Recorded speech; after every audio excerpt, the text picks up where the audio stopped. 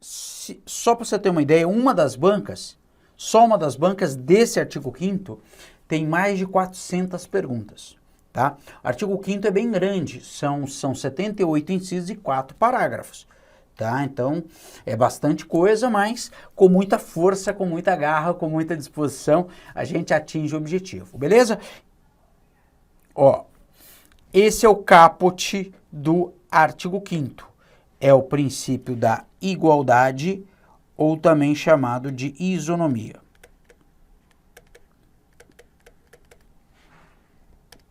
Igualdade ou isonomia. Ele vem dizendo assim: todos são iguais perante a lei, garantindo-se aos brasileiros e aos estrangeiros residentes no país 5 inviolabilidades: vida, liberdade, igualdade, segurança e propriedade. Então essas inviolabilidades você vai precisar saber, você vai precisar guardar, porque sempre está caindo isso. 5 inviolabilidades, tá? Vida, liberdade, igualdade, segurança e propriedade. Uma coisa que vira e mexe cai em prova, o texto fala inviolável. E aliás vai falar aqui umas 3 ou 4 vezes. E aí na hora da prova o cara troca, gente. O cara coloca violável, tá? Então eu sempre marco isso, gente, porque às vezes você passa batido e aí na hora da prova o cara vem perguntando isso. Quer dizer, você está preocupado em saber quais são as inviolabilidades. E aí ele pergunta certinho essas inviolabilidades. Mas aí ele troca a inviolabilidade por violabilidade, tá? Então toma cuidado aqui. Vamos marcar quais são as inviolabilidades? Vida, liberdade, igualdade, segurança e propriedade. Bacana? Aí vem dizendo que todos são iguais perante a lei. Todos são iguais perante a lei. Mas a gente tem que tomar cuidado dependendo de como é a sua prova, tá? Então pode ser que venha literal. Se vier literal, todos são iguais perante a lei. Tranquilo? Fácil, né? Já deve ter visto na TV, no rádio, o pessoal sempre fala, mas todos são iguais, tal. Só que, às vezes eles trocam isso. E aí eles consideram o seguinte: apesar do texto literal, e é por isso que dependendo da sua prova, dependendo da banca e tal, você não tem que analisar de uma forma literal. Tudo bem? Tá? Apesar dele falar que todos são iguais perante a lei, às vezes tem aquele brocado lá de Rui Barbosa que os iguais são tratados de forma igual e o desigual é tratado de forma desigual na medida da desigualdade. Xiii, Marquinhos.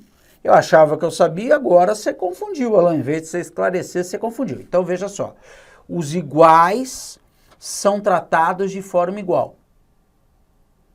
Tá? Mas não todos são tratados de forma igual. O desigual, quem tiver numa condição desigual, pode e deve ser tratado de uma forma desigual. Pode ser tratado de uma maneira diferente. Então, quem estiver na mesma situação, deve ser tratado de forma igual.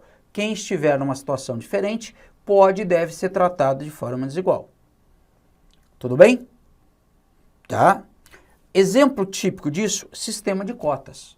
Você não trata todos de forma igual. Por quê? Porque as pessoas estão em situação diferente. Então, por estar em situação diferente, você pode tratar de forma diferente. Beleza? Tá? Sistema de cotas para universidade, sistema de cotas para concurso público, vagas para deficiente, por exemplo. Então você não... Concurso público, pergunta de prova, tá? Eu posso ter um concurso público vaga só para mulheres? Dependendo do cargo. Se houver uma razoabilidade para isso, o exemplo típico, uma prisão feminina. E aí eu abro vaga só para mulheres. Tudo bem? Mas o texto ainda diz assim: todos são iguais perante a lei, garantindo aos brasileiros e aos estrangeiros residentes no país. Veja, brasileiros residentes no país. Então, vejamos, o estrangeiro vai ter direito a essas 5 inviolabilidades. Vai ter direito a essas 5 inviolabilidades. Tá? Vida, liberdade, igualdade, que a gente já falou. Mas ele vai ter o texto diz residente no país. É óbvio que o estrangeiro residente no país tem esses direitos. Tudo bem? Estrangeiro residente no país. Mas dependendo da sua prova, aí tem que ver a questão, tá? Se é de ABCD e tal. Às vezes você faz por eliminação a questão. Aí se for verdadeiro ou falso e tal. Então você tem que entender o seguinte, que às vezes ele não vai perguntar a literalidade. E aí você concorda que mesmo um estrangeiro que esteja de passagem, veio passar férias aqui, tá? Tá no aeroporto. Então você tem que considerar, vamos dizer assim, que ele está residindo aqui no país. Que ele está residindo aqui no país. Tudo bem? E aí você vai assegurar esses mesmos direitos. Mas se a prova vier literal, o texto fala brasileiro, estrangeiro, residente. Residente. Olha só, os direitos e garantias fundamentais têm como destinatários brasileiros natos e naturalizados, não se aplicando aos estrangeiros. Aí, ó, tá? Então, vejam, não é uma pergunta desse ano, tá? Mas é uma pergunta que pode vir aí, dependendo aí da banca, tá? Embora os direitos e garantias fundamentais se destinem essencialmente às pessoas físicas, alguns deles podem ser estendidos às pessoas jurídicas. É verdade, tá? Primeira coisa, nem todo direito e garantia individual é estendido a um APJ, tá? Nem todo direito, tá? Por exemplo, o habeas corpus. Habeas corpus é para liberdade de locomoção. Então, uma pessoa jurídica não tem direito ao habeas corpus. Bacana? Tranquilo isso? Razoável? Tá? Mas alguns deles vão ser estendidos? Sim. Por exemplo, o mandato de segurança. Uma empresa pode pleitear o mandato de segurança? Pode.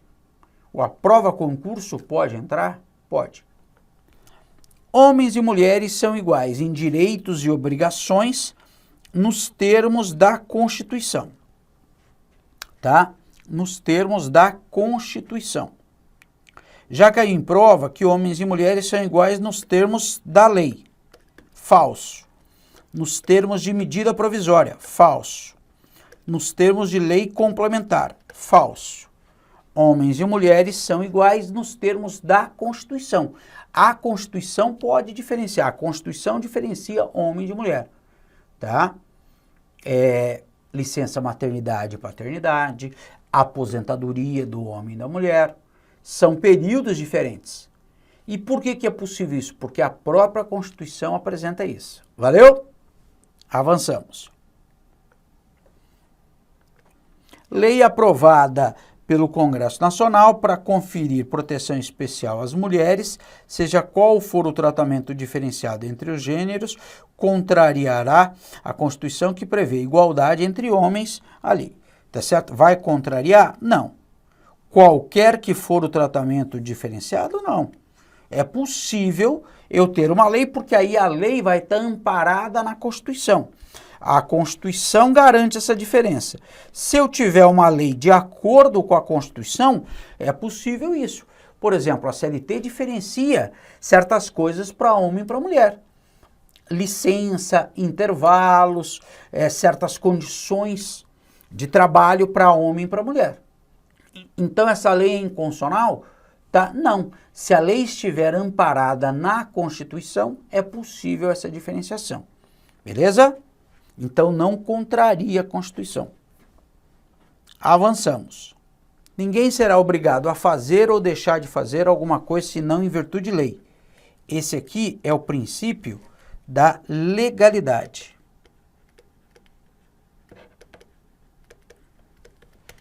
Tá? Esse aqui é o princípio da legalidade. Então, eu só sou obrigado a fazer alguma coisa se tiver uma lei que determine isto. Ou eu sou obrigado a deixar de fazer alguma coisa se a lei assim determinar. Cuidado que você vai ver com o professor de administrativo, tá? Artigo 37. tá? A gente até, talvez fale também. Para a administração pública, o administrador público está vinculado à lei. O administrador público está vinculado à lei. Ele só pode fazer o que a lei determinar. Nós, enquanto particulares, podemos fazer tudo o que a lei não proíba. Não há proibição, eu vou poder atuar. Tudo bem? Então, cuidado aqui para nós, indivíduos. Lá no 37, para a administração pública. Para a administração pública. Beleza? Muito bem. Ninguém vai ser submetido a tortura nem tratamento desumano ou degradante. Tá? Você tem aqui súmula vinculante 11. Súmula vinculante 11 fala do uso de algemas. O uso de algemas. As pessoas podem ser algemadas, mas deve haver um justo motivo para você algemar. Deve haver um justo motivo para você algemar. Não é sair algemando todo mundo. Exatamente para evitar um tratamento desumano ou degradante. Tá? Uma outra questão que às vezes cai dessa súmula vinculante 11, eu já vi pelo menos umas 5 ou 6 perguntas falando da súmula vinculante 11. É muito importante você guardar isso. É você lembrar aquele caso, por exemplo, a pessoa ela foi condenada, ela tem que ir para o presídio, mas ela está sofrendo de uma doença. Então, ela tem direito a um tratamento médico adequado. Tudo bem? Porque você tem que evitar um tratamento desumano ou degradante. Sim ou não? Tudo bem? Vamos lembrar disso? Súmula vinculante 11. Bem importante. Tá? Ó, diz que é livre a manifestação do pensamento, sendo vedado o anonimato. Anonimato não deve ser aceito. Tá? Qual é a ideia do anonimato? Eu não saber quem é que está fazendo a manifestação. A pessoa está fazendo uma manifestação, tá falando contra mim. Eu tenho direito de saber essa situação. Até por conta disso que eles proíbem naquelas manifestações black bloc. Porque como ele está coberto, ele está de uma forma, vamos dizer assim, anônima. Tá? Não é admitido o anonimato. Cuidado aqui. É livre, tá? Essa manifestação não é absoluta. Tudo bem? Você não pode utilizar como prova só escrito anônimo também. Tem jurisprudência aí do Supremo sobre isso, tá? Também dá para ser usado lá na frente, na parte de prova ilícita, mas você não pode começar um inquérito policial só com base numa denúncia anônima. É feita uma denúncia anônima, tá? Sabe aquele disque denúncia e tudo mais? Aquilo é constitucional, não há problema. Só que aí é feita a denúncia. O cara pode começar a mandar uma viatura, alguma coisa assim, para lá. Mas não vai começar um inquérito policial. Não vai começar um procedimento com base nisso. Isso não é possível. Tudo bem? Tá? Então, ó, é vedado o anonimato. Tudo bem? Tá? Outra coisa, outra jurisprudência do Supremo, pergunta de prova, tá? Tem a ver com o TCU. Vamos marcar aqui, TCU. Então, é feito lá uma denúncia anônima lá. Só que aí o acusado, ele fala assim, eu quero saber quem fez a acusação, para eu poder fazer uma melhor defesa possível e tudo mais. Então, não é possível, junto ao TCU, esse sigilo, esse anonimato, tá certo? Tá? Não pode manter o sigilo do denunciante, tá? Isso já foi objeto de prova, fica atento a isso, valeu? Ó, vamos verificar aqui, avançar. É livre a manifestação do pensamento, sendo permitido, em qualquer caso, anonimato? Não, é vedado o anonimato. Conforme a Constituição, tanto o indivíduo quanto o Estado só podem fazer o que a lei expressamente autoriza ou determina. O Estado, sim, só pode fazer o que a lei expressamente autoriza ou determina, o indivíduo não. Tá? Então está errado. Beleza? Nós, enquanto particulares, podemos fazer tudo o que a lei não proíba. Valeu? Entende-se como princípio da legalidade na vida civil para o particular, para você, para mim e tal. O fato de ninguém ser obrigado a fazer ou deixar de fazer alguma coisa, senão em virtude de lei. Aí está correto. Aí está correto. Tá? Então, cuidado para o particular e para a administração pública. Valeu? Então, vamos avançar. Ó, inciso 5º. É assegurado direito de resposta proporcional ao agravo, além de indenização por dano material, moral ou à imagem. O direito de resposta é o direito que você tem de se defender, é o direito de defesa, tá? Esse direito de resposta é proporcional ao agravo. Já caiu em prova se só vai ter implicação penal isso? Não. A gente tem direito de resposta, sempre a gente vê no caso, por exemplo, de eleição, tá certo? É uma situação que a gente vê. Então, cabe uma indenização por dano material. Dano material é aquele prejuízo que você teve. Sei lá, bateram no seu carro. Você ficou lá com o carro. Você é motorista de Uber, você é motorista de táxi, tá certo? Quer dizer, você ficou com o carro parado. Então, você teve um dano material. Mas pode ter um dano moral. Aquela pessoa que sofreu, aquele sofrimento íntimo e tal. Tudo bem? Beleza? Aí fala que é inviolável. Ó, cuidado que o cara pode falar na prova que é violável, tá? Lembra disso. Inviolável. Consciência e crença. Qual é a diferença de consciência e crença, gente? Tá? Consciência, um pensamento. Crença, é um pensamento, uma ideologia. Crença tem a ver com fé. Beleza? Tá? E aí fala que é assegurado o livre exercício de cultos religiosos na forma da lei. Tá? Na forma da lei. Então você tem uma liberdade de culto na forma da lei. Isso tem limite também. Não é um direito absoluto. Isso aqui é uma coisa importante, assim, geral. Não existe na Constituição um direito absoluto. Todos os direitos podem sofrer algum tipo de restrição. Tudo bem? Valeu? O direito de resposta proporcional ao agravo tem abrangência ampla e aplica-se a todas as ofensas, ainda que não sejam de natureza criminal, verdade, né? Falamos o caso de eleição, por exemplo. Valeu? Tá, 7. É assegurado nos termos da lei a prestação de assistência religiosa nas entidades civis e militares de internação coletiva. Tá?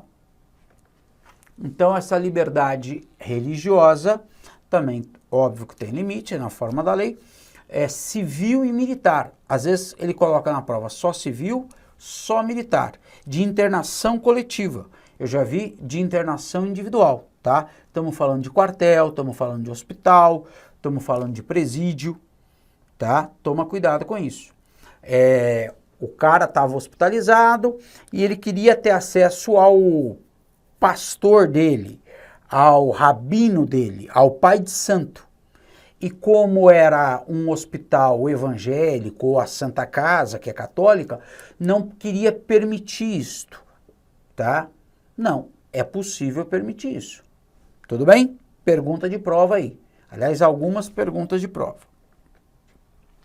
Ninguém vai ser privado de direitos por motivo de crença religiosa, convicção filosófica ou política, salvo se as invocar para eximir de obrigação legal a todos imposta e cumprir prestação alternativa. Isso aqui é o que o Zé Afonso da Silva, o professor Zé Afonso da Silva, chama de escusa de consciência.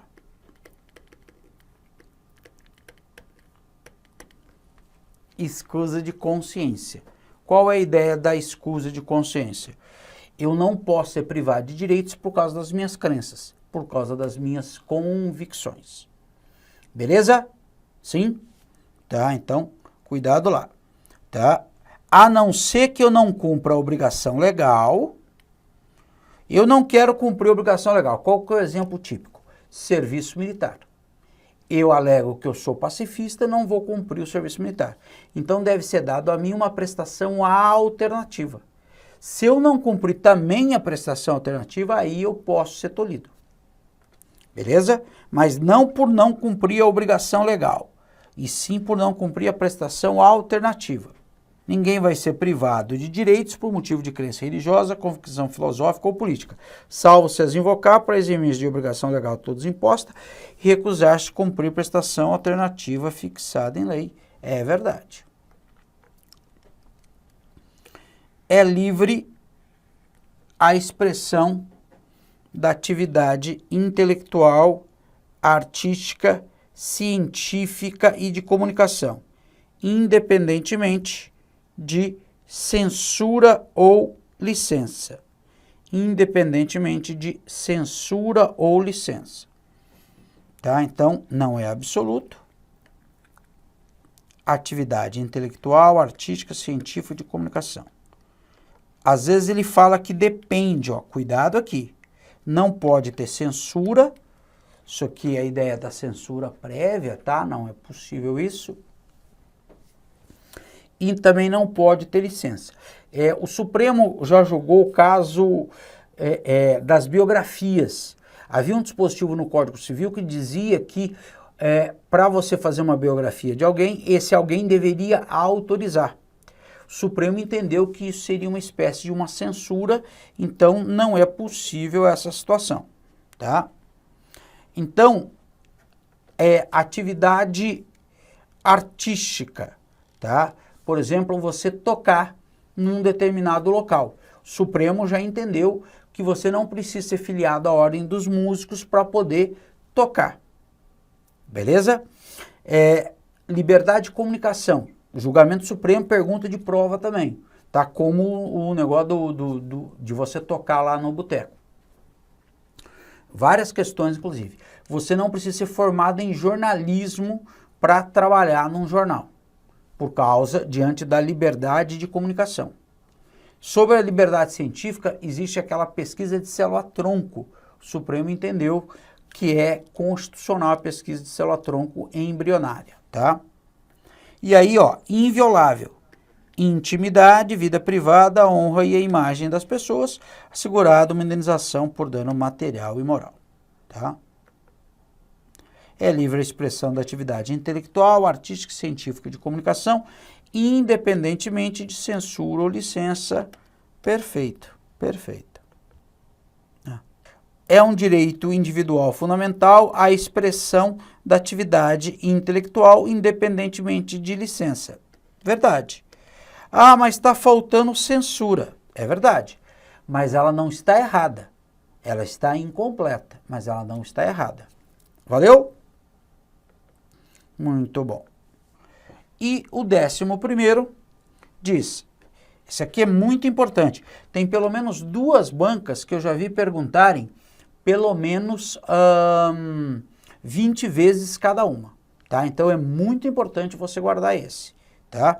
A casa é asilo inviolável do indivíduo, nela só podendo penetrar com o consentimento do morador, salvo em 4 situações: flagrante, desastre, prestar socorro e ordem judicial durante o dia. Então, vejamos as situações. Flagrante, desastre, prestar socorro e ordem judicial durante o dia. Só se o morador autorizar. Já vi prova falando que é o proprietário que autoriza. Não, é o morador, tá? É o morador, tudo bem? Não é o proprietário, tá? Eu alugo um imóvel, Se eu alugo o imóvel, quem vai autorizar a entrar na casa sou eu, o morador. Tudo bem?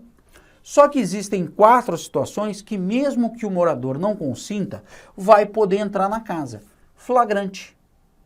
Está acontecendo um crime ou acabou de acontecer o crime. Tá lá o cara batendo a mulher, pá, pá, pá. Hoje mais comum, tá lá a mulher batendo o cara, pá, pá, pá. E o cara gritando, socorro, pelo amor de Deus. A coisa tá feia por aí. Então, vejamos. Numa situação dessa, tá? Numa situação dessa, é possível entrar na casa mesmo que o morador não consinta. O cara tá cometendo um crime, vai poder entrar na casa. Um desastre. Tá lá uma enchente,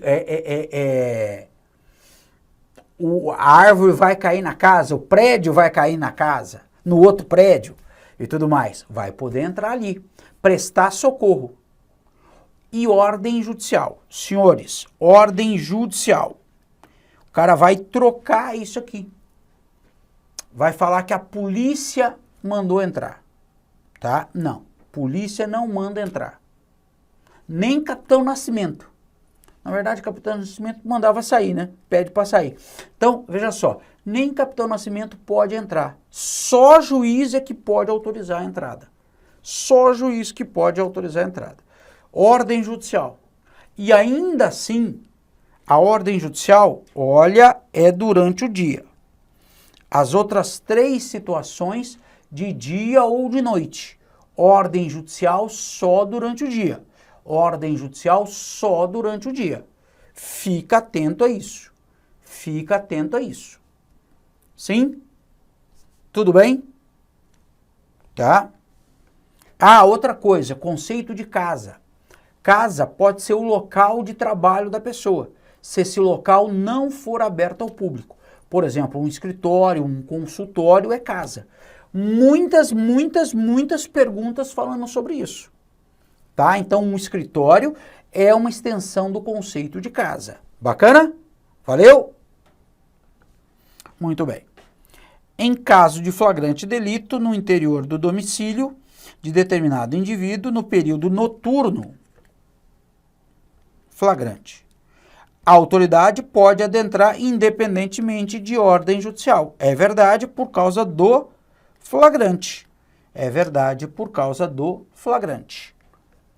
Fechamos a bagaça. Qualquer coisa eu estou à disposição de vocês. Ótimos estudos e beija muito.